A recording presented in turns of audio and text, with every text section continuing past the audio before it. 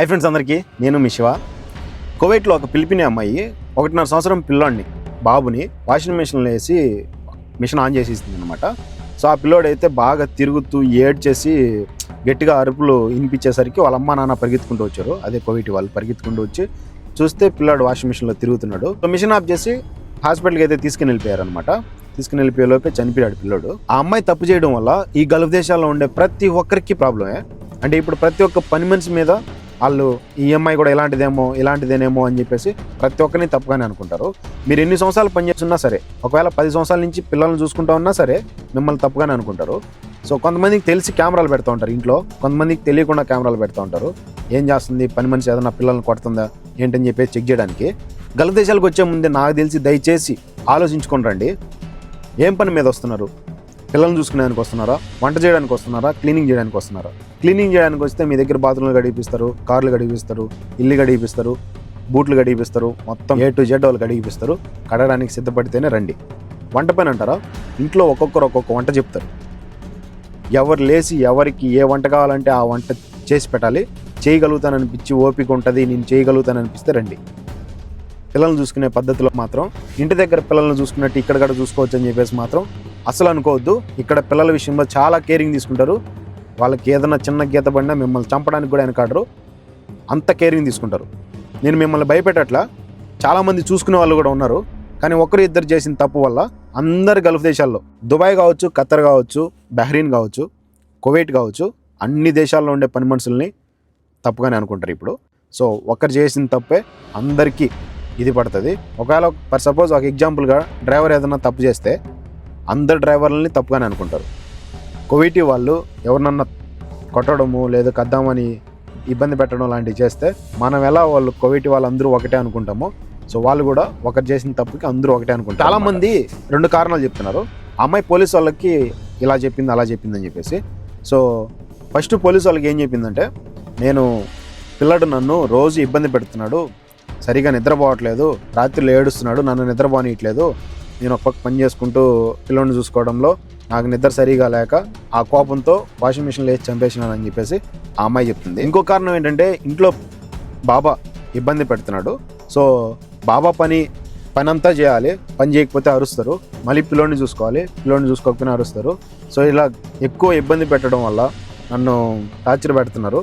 So దానివల్ల నేను పిల్లోడి మీద కోపం చూపించిన ఇట్లా వేసేసానని చెప్పేసి కొంతమంది చెప్తున్నారు. కొంతమంది ఫిలిపినీ సైడ్ నుంచి ఆ అమ్మాయికి మతిస్థిమితం లేదు, ఎక్కువ డిప్రెషన్లోకి వెళ్ళిపోవడము, అదిగాక ఎక్కువ పని అది ఇది చేయించడం వల్ల డిప్రెషన్లోకి వెళ్ళిపోయి తను మతిస్థిమితం లేక ఆ పిల్లోడిని వాషింగ్ మిషన్లో వేసి ఇది చేసింది. ఒకవేళ తను మతితో ఉంటే ఖచ్చితంగా వాషింగ్ మిషన్లో పిల్లోడిని వేసి చంపే ఆ ఆలోచనతో ఎవరు ఉండరు కదా. మతిస్థిమితం లేక ఆ తప్పు చేసింది అని చెప్పేసి చాలామంది చెప్తున్నారు. ఎవరైనా సరే ఎలాంటి సిచ్యువేషన్లో ఉన్నా సరే మనం చేసుకోగలుగుతాము, ఓపిక ఉంది అనిపిస్తేనే పిల్లల్ని చూసుకునేదానికి రావాలి, ఈ గల్ఫ్ దేశాలకి రావాలి. ముందు ముఖ్యంగా మీరు ఓపికగా ఎలాంటి ప్రాబ్లం అయినా నేను ఫేస్ చేయగలుగుతాను, జాగ్రత్తగా చేసుకోగలుగుతాను, ఉండగలుగుతానంటేనే ఈ గల్ఫ్ దేశాలు బాగుంటాయి. లేకపోతే మీ ప్రాణాలకే ప్రమాదం. ఎప్పటికైనా నేను ఇదే మాట చెప్తా, ఇప్పుడు చెప్తున్నా, ఇంతకు ముందు చెప్పా, ఇప్పుడు చెప్తా, ఇక రాబోయే రోజుల్లో కూడా చెప్తా. ఓపికగా చేసుకోగలిగితేనే గల్ఫ్ దేశాలు బాగుంటాయి, లేకపోతే నీ ప్రాణానికే ప్రమాదం. చంపేయడానికి కూడా వెనకాడరు, చంపేస్తారు మీది తప్పుంటే.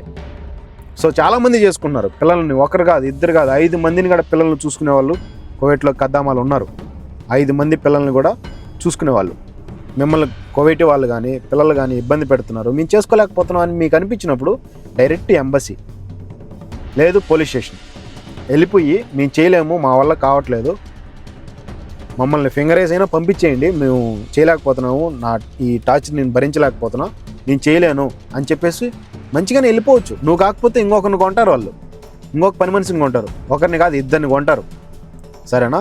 ఇక్కడ సపరేట్ పని మనిషిని పెడుతున్నారు పిల్లలకు మాత్రమే అంటే మీరు అర్థం చేసుకునే రావాలి. పని మనిషికి పిల్లల్ని సపరేట్గా పెడుతున్నారంటే వాళ్ళని ఎంత కేరింగ్గా చూస్తున్నారో అక్కడే మీరు అర్థం చేసుకోవాలి. ఈవెన్ మంచానికి, వాళ్ళు పడుకునే మంచానికి, బెడ్కి కూడా కెమెరాలు పెడతారు, సెన్సార్లు పెడతారు. పిల్లడు అటు దొల్లినప్పుడు ఇటు దొల్లినప్పుడు పడిపోతున్న సిచ్యువేషన్లో సెన్సార్లు అరిసేటట్టు సెన్సార్లు పెడతారు. అలాంటి అప్డేట్లో ఉన్నారు వాళ్ళు జనాలు. వాళ్ళ విషయంలో ఏదైనా జరిగితే ఒప్పుకుంటారా? అస్సలు ఒప్పుకోరు. చిన్నపిల్లల మీద చేయి చేసుకున్నా, ఒకవేళ మీరు ఇంకా కోపం తట్టుకోలేక వాళ్ళని కొట్టినా, వాళ్ళకి ఏదన్నా ఇది పడినా తిట్టినా వాళ్ళు పోయి వాళ్ళకి కంప్లైంట్ చేశారంటే మాత్రం అదే వాళ్ళ అమ్మ నాన్నకి ఖచ్చితంగా మీ మీద వాళ్ళు యాక్షన్ తీసుకుంటారు.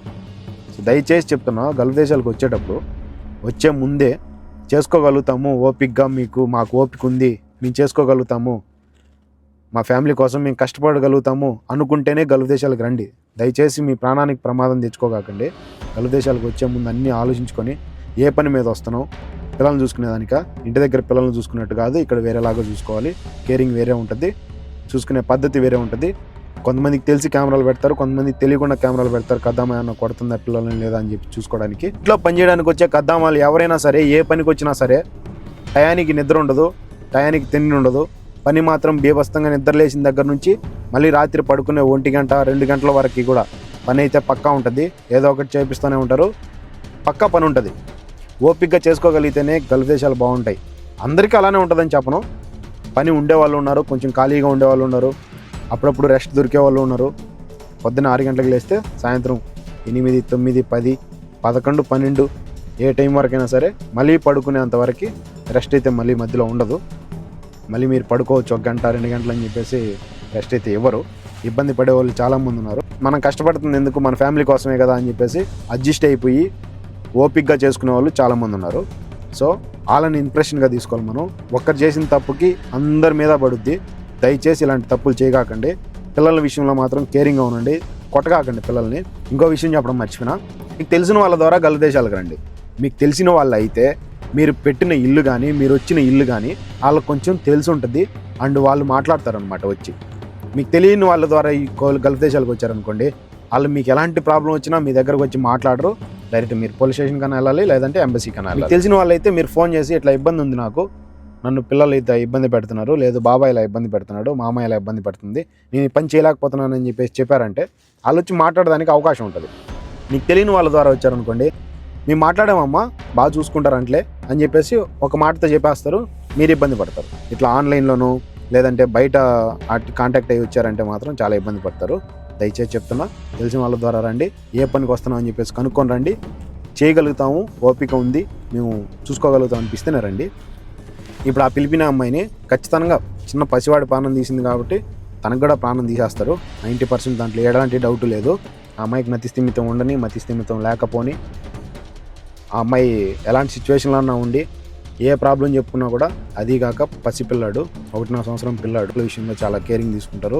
తెలిసి తెలియక కెమెరాలు పెడతా ఉంటారు. అటువంటి విషయంలో గల్ఫ్ దేశాల్లో ఉన్న వాళ్ళైతే జాగ్రత్త. గల్ఫ్ దేశాలకు వచ్చే వాళ్ళు ఈ వీడియో చూస్తూ ఉంటే మాత్రం దయచేసి జాగ్రత్తగా వచ్చి పని. ఎవరన్నా మీ రిలేటివ్స్ కానీ మీ ఫ్రెండ్స్ ఎవరన్నా ఈ వీడియో చూస్తూ ఉంటే మాత్రం వాళ్ళకి ఖచ్చితంగా ఈ వీడియో షేర్ చేయండి. కొంచెం కేరింగ్గా ఉండండి. అండ్ ఈ గల్ఫ్ దేశాలకు వచ్చే ముందు ఆలోచించుకోనండి. ఈ వీడియో చాలామందికి ఉపయోగపడుతుంది అనుకుంటున్నాను. ఒకవేళ మీరు గల్ఫ్ దేశాల్లో పనిచేస్తూ ఉంటే పిల్లల విషయంలో కేరింగ్ ఎలా ఉంటుంది ఏంటని చెప్పేసి కామెంట్ చేయండి, చూసే వాళ్ళు తెలుసుకుంటారు. వీడియో ఎండ్ వరకు చూసిన వాళ్ళకి ఇన్ఫర్మేషన్ వర్త్ అనిపిస్తే ప్లీజ్ లైక్ చేయండి. Thank you for watching. Love you all. అందరూ బాగుండాలి, అందులో మనం ఉండాలని మనస్ఫూర్తిగా కోరుకుంటున్నాం. జాగ్రత్తగా పనులు చేసుకోండి. ఉంటా, బాయ్, జై హింద్.